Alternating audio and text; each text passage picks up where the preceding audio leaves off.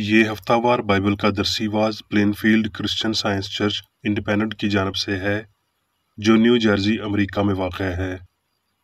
مزید معلومات کے لیے آپ ہماری ویب سائٹ ملاحظہ کریں www.plainfieldcs.com۔ یہ سبق 23 اپریل 2023 بروز اتوار ہفتہ کے اختتام پر آپ کے مطالعہ کی غرض سے تیار کیا گیا ہے۔ مضمون: موت کے بعد امتحان۔ سنہری متن: کرنتھیوں۔ سب سے پچھلا دشمن جو نیست کیا جائے گا وہ موت ہے۔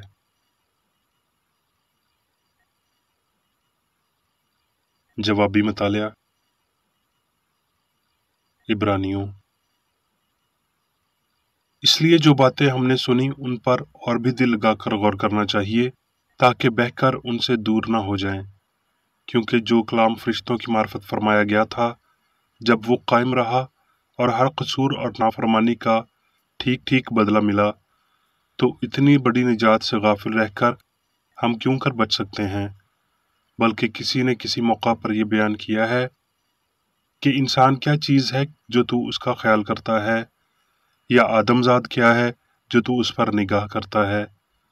تو نے اسے فرشتوں سے کچھ ہی کم کیا، تو نے اس پر جلال اور عزت کا تاج رکھا اور اپنے ہاتھوں کے کاموں پر اسے اختیار بخشا۔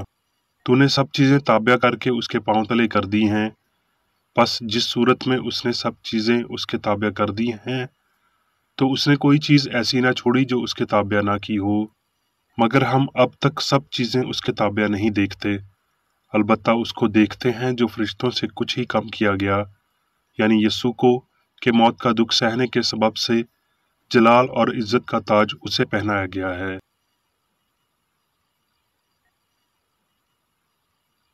درسی واز بائبل میں سے یسایہ۔ اے خداوند تو میرا خدا ہے، میں تیری تمجید کروں گا، تیرے نام کی ستائش کروں گا، کیونکہ تو نے عجیب کام کیے ہیں، کیونکہ تو مسکین کے لیے قلع اور محتاج کے لیے پریشانی کے وقت ملجا اور آندھی سے پناہ گاہ اور گرمی سے بچانے کو سایہ ہوا، جس وقت ظالموں کی سانس دیوار کن طوفان کی مانند ہوگی۔ اور وہ اس پہاڑ پر اس پردہ کو جو تمام لوگوں پر گر پڑا اور اس نقاب کو جو سب قوموں پر لٹک رہا ہے دور کرے گا، وہ موت کو ہمیشہ کے لیے نابود کر دے گا، اور خداوند خدا سب کے چہروں سے آنسو پونچھ ڈالے گا اور اپنے لوگوں کی رسوائی تمام زمین پر سے مٹا ڈالے گا، کیونکہ خداوند نے یہ فرمایا ہے۔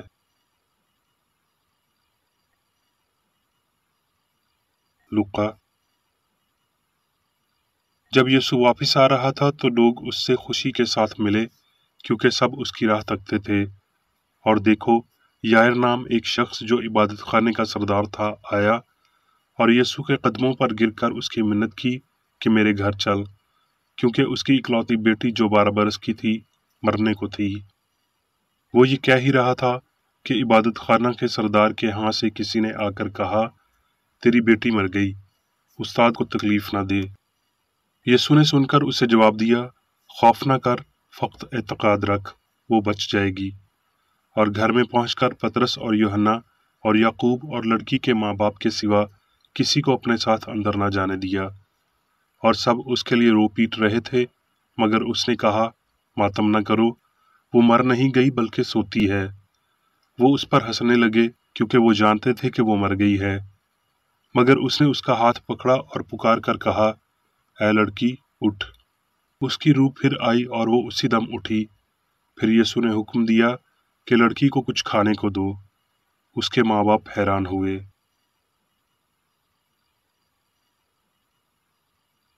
یوحنا۔ یسوع نے کہا،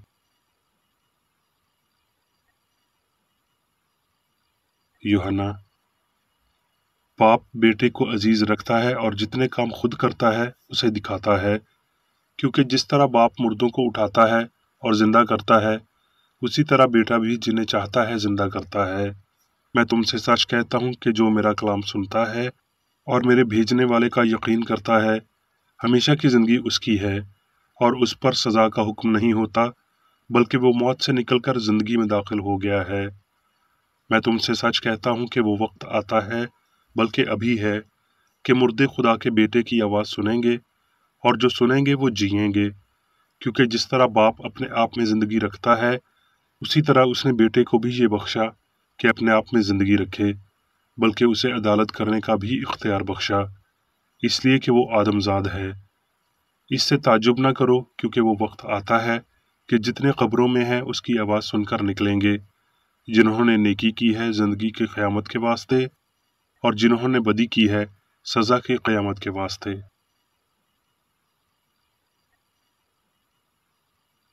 करंथियों, इसलिए कि खुदा ही है जिसने फरमाया कि तारीकी में से नूर चमके, और वही हमारे दिलों में चमका, ताकि खुदा के जलाल की पहचान का नूर यीशु मसीह के चेहरे से जलवागर हो। लेकिन हमारे पास ये खजाना मिट्टी के बर्तनों में रखा है, ताकि ये हद से ज्यादा कुदरत हमारी तरफ से नहीं, बल्कि खुदा की तरफ से मालूम हो। क्योंकि हम जानते हैं कि जिसने खुदावंद यीशु को जिलाया, वो हमको भी यीशु के साथ शामिल जानकर जिलाएगा, और तुम्हारे साथ अपने सामने हाजिर करेगा। इसलिए कि सब चीज़ें तुम्हारे वास्ते हैं, ताकि बहुत से लोगों के सबब से फजल ज्यादा होकर खुदा के जलाल के लिए शुक्रगुजारी भी बढ़ाए। इसलिए हम हिम्मत नहीं हारते, बल्कि गो हमारी ज़ाहरी इंसानियत ज़ाइल होती जाती है, फिर भी हमारी बातनी इंसानियत रोज़ बरोज़ नई होती जाती है, क्योंकि हमारी दम भर की हल्की सी मुसीबत हमारे लिए अजहद भारी और अब्दी जलाल पैदा करती जाती है, जिस हाल में कि हम देखी हुई चीज़ों पर नहीं, बल्कि अनदेखी चीज़ों पर नज़र करते हैं, क्योंकि देखी हुई चीज़ें चंद रोज़ा हैं, मगर अनदेखी चीज़ें अब्दी हैं।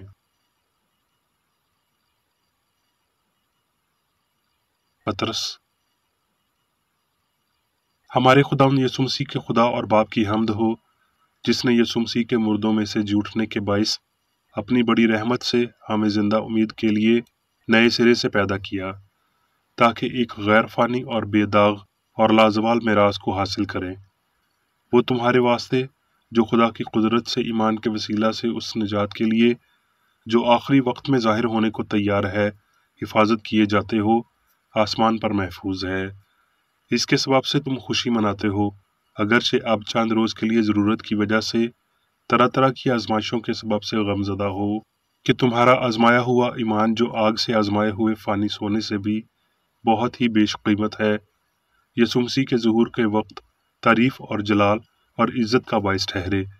उससे तुम बेदेखे मोहब्बत रखते हो, और अगरचे इस वक्त उसको नहीं देखते, तो भी उस पर ईमान लाकर ऐसी खुशी मनाते हो जो बयान से बाहर और जलाल से भरी है, और अपने ईमान का मकसद यानी रूहों की निजात हासिल करते हो। अब मैं मेरी बेकरेडी की तहरीर करदा क्रिश्चियन साइंस की दरसी किताब साइंस और सेहत आयात की कुंजी के साथ में से ली गई तहरीरें पढ़ूंगा।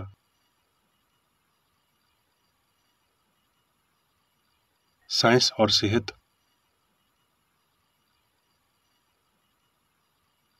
जिंदगी हमेशा मादे से आज़ाद है, थी और हमेशा रहेगी, क्योंकि जिंदगी खुदा है और इंसान खुदा का तस्वुर है, जिसे मादी तौर पर नहीं बल्कि रूहानी तौर पर खल्क किया गया, और वो फना होने और नेस्त होने से मशरूत नहीं। ज़बूर नवीस ने कहा, तूने उसे अपनी दस्तकारी पर तसल्लुत बख्शा है, तूने सब कुछ उसके कदमों के नीचे कर दिया है।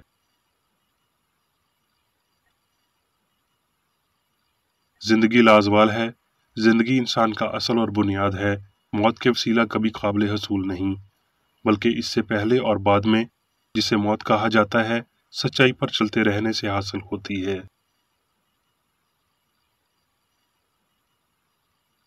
वो राह जिससे लाफानियत और जिंदगी की तालीम पाई जाती है, वो कलीसियाई नहीं बल्कि मसीही, इंसानी नहीं इलाही, जिस्मानी नहीं मबादुल तिबियाती, मादी नहीं बल्कि साइंसी तौर पर रूहानी है।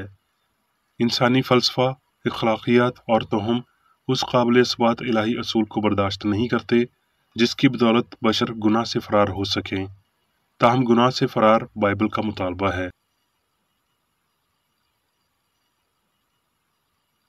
इंसान को ये गुमान रखना चाहिए कि मौत के तजुर्बा का यकीन उन्हें जलाली हस्ती में बेदार करेगा।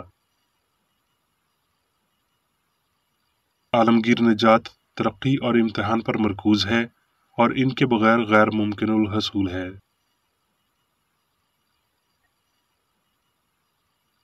ترقی تجربے سے پیدا ہوتی ہے۔ یہ فانی انسان کی پختگی ہے جس کے وسیلہ لفانی کی خاطر فانی بشر کو چھوڑ دیا جاتا ہے، خواہ یہاں یا اس کے بعد۔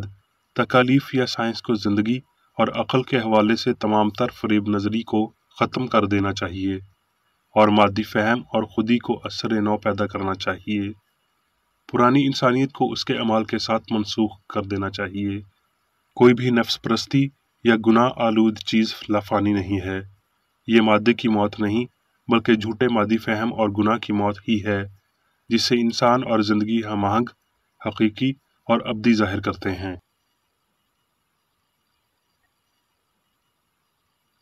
یسوع کی موت کے بعد اس کی نابدلنے والی جسمانی حالت نے تمام تر مادی حالتوں پر سربلندی پائی اور اس سربلندی نے اس کے آسمان پر اٹھائے جانے کو واضح کیا اور بغیر غلطی کے قبر سے آگے ایک امتحانی اور ترقی یافتہ حالت کو ظاہر کیا۔ موت خواب کا ایک مرحلہ ہے کیونکہ وجود مادی ہو سکتا ہے۔ ہستی کی ہم آہنگی میں کوئی چیز مداخلت نہیں کر سکتی اور نہ ہی سائنس میں انسان کی وجودیت کو ختم کر سکتی ہے۔ انسان ویسا ہی رہتا ہے جیسا وہ ہڈی ٹوٹنے یا سر قلم ہونے سے پہلے تھا۔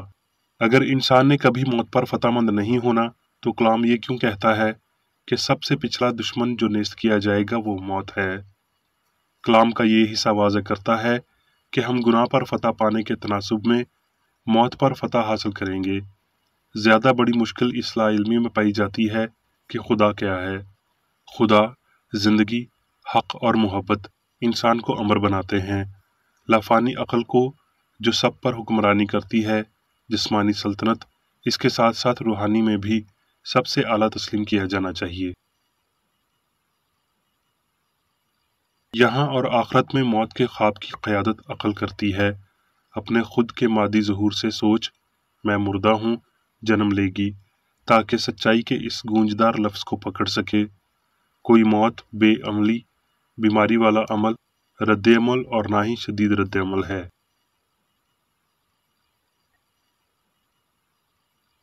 ہمیں یہ کہنے کا کوئی حق نہیں ہے کہ زندگی اب مادے پر منحصر ہے، مگر موت کے بعد یہ اس پر انحصار نہیں کرے گی۔ یہاں ہم زندگی کی سائنس سے لا علمی میں اپنی زندگی نہیں گزار سکتے اور قبر کے بعد اس لا علمی کے لیے اجر کی توقع نہیں کر سکتے۔ لا علمی کے اجر کے طور پر موت ہمیں ہم آہنگ اور لافانی نہیں بنائے گی۔ اگر یہاں ہم کرسچن سائنس پر توجہ نہیں دیتے جو کہ روحانی اور ابدی ہے، تو ہم اس کے بعد روحانی زندگی کے لیے بھی تیار نہیں ہوں گے۔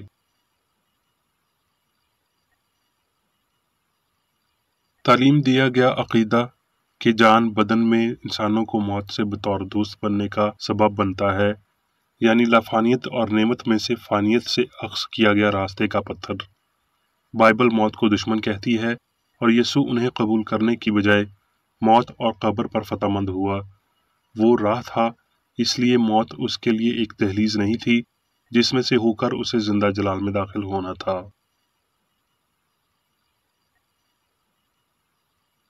رسول نے پکارا، اب یہ قبولیت کا وقت ہے، دیکھو یہ نجات کا دن ہے۔ مطلب یہ ہرگز نہیں کہ اب انسان کو مستقبل کی دنیا کی نجات یا حفاظت کے لیے تیاری کرنی چاہیے، بلکہ یہ کہ اب اس نجات کا روح اور زندگی میں تجربہ کرنے کا وقت ہے۔ اب وقت ہے نام نہاد مادی تکلیفوں اور مادی خوشیوں کو ترک کرنے کا، کیونکہ دونوں غیر حقیقی ہیں، اس لیے کہ دونوں سائنس میں ناممکن ہیں۔ اس زمینی جادو کو ختم کرنے کے لیے بشر کو اس سب کے حقیقی تصور اور الہی اصول کو سمجھنا چاہیے جو ہم آہنگی کے ساتھ کائنات میں وجود رکھتا اور اس پر حکمرانی کرتا ہے۔ اس خیال کو آہستہ آہستہ سمجھا جاتا ہے اور شکوک اور ناکامیوں، اس کے علاوہ فتوحات کے ساتھ اس کے حصول کو ممکن بنانے سے پیشتر اس کے دو حصے کیے جاتے ہیں۔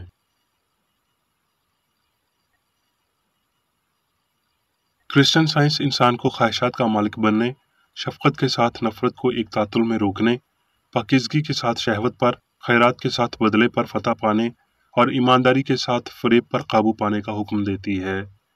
اگر آپ صحت، خوشی اور کامیابی کے خلاف سازشیوں کی ایک فوج نہیں لانا چاہتے تو ان غلطیوں کو ابتدائی مراحل میں ہی تلف کر دیں۔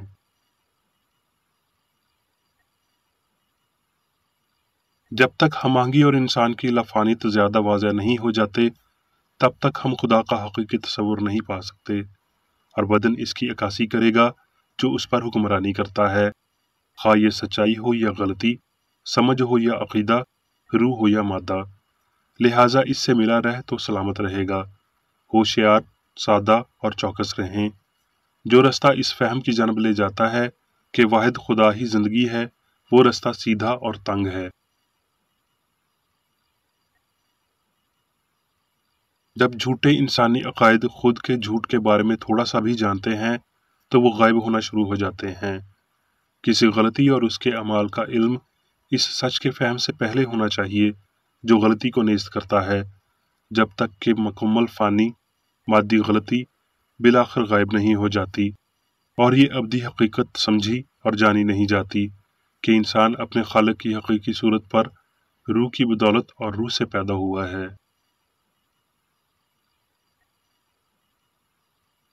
جھوٹے بھروسوں اور مادی ثبوتوں کے خیالات کو ختم کرنے کے لیے تاکہ شخصی روحانی حقائق سامنے آئیں، یہ ایک بہت بڑا حصول ہے جس کی بدولت ہم غلط کو تلف کریں گے اور سچائی کو جگہ فراہم کریں گے۔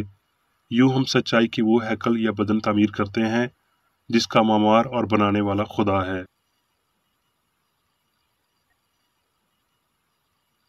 اب میں میری بیکریڈی کی جانب سے چرچ مینول میں دیے گئے روزانہ کے 3 فرائض پڑھوں گا۔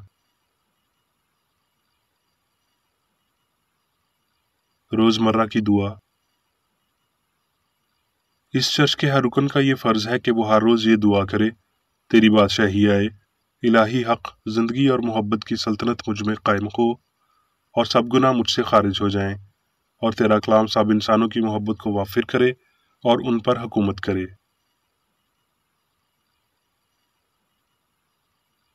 مقاصد اور اعمال کا ایک اصول۔